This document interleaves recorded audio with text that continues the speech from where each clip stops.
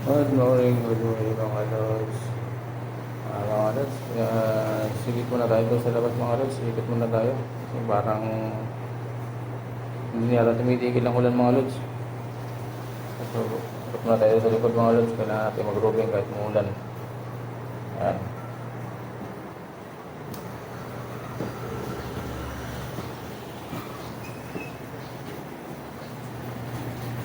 Morning sir. Yung kasama namin sa baba mga lods, watchman. Darating lang din eh. Mga lods, yun yung mga lods oh. Ayan, yan ang sitwasyon natin mga lods. Ayan, ang ulan natin ay magdamag. Ayan oh. Ayan. Ayan mga lods oh. Hindi tumitila na yung ulan. Wala namang signal mga lods kung may bagyo o wala. Pero ayan ang panahon natin mga lods, hindi talaga siya hindi siya kampante. Ibig sabihin, meron siya ganyan natin mga lods. Nangingitim yung kalangitan natin mga lods. Yan. Diba?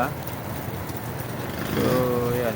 Hindi natin alam kung anong ang sitwasyon ng panahon natin mga lods. May bagyo o wala ba.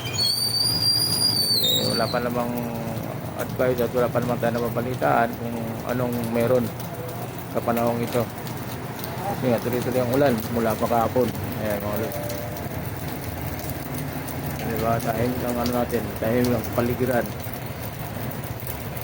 Dahil sa ulan na dulot. So, ayan mga lods. Ikot muna tayo yung mga sa likod kasi kailangan natin mag-roving kahit na umuulan. Ayan mga lods.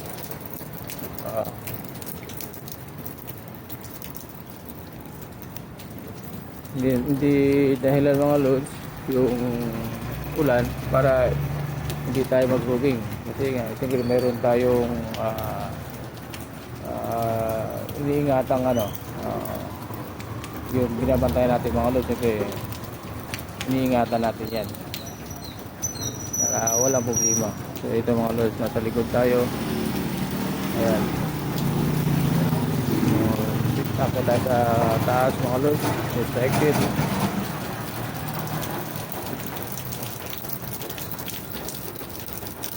Ayan. Ayan. So ayan mga lods no? Medyo ano nga lang ang natin.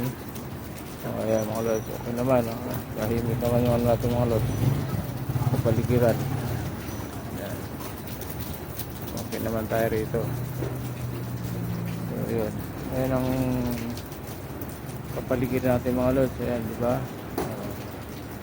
tahimik siya dahil sa panahon natin maulan at sana ingat-ingat tayong lahat at lalo sa mga papasok pa lamang, ingat-ingat po tayo dahil madulas ang kalsada natin mga lods.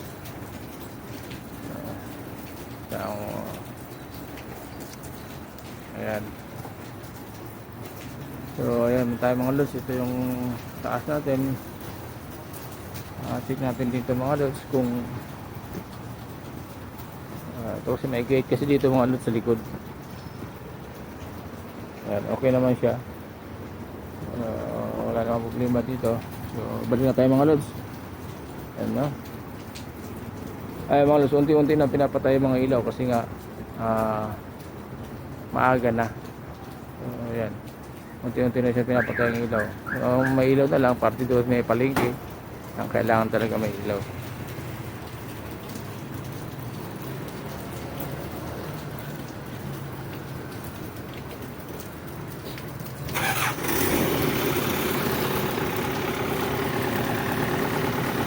Ayan mga lods no? Thank you very much sa lahat po. Good morning God bless po sa inyong lahat. Advance Merry Christmas po. Thank you very much mga lods. Ayan ang katahimikan ng lugar natin. So ayan mga lods no? Okay, bye bye po.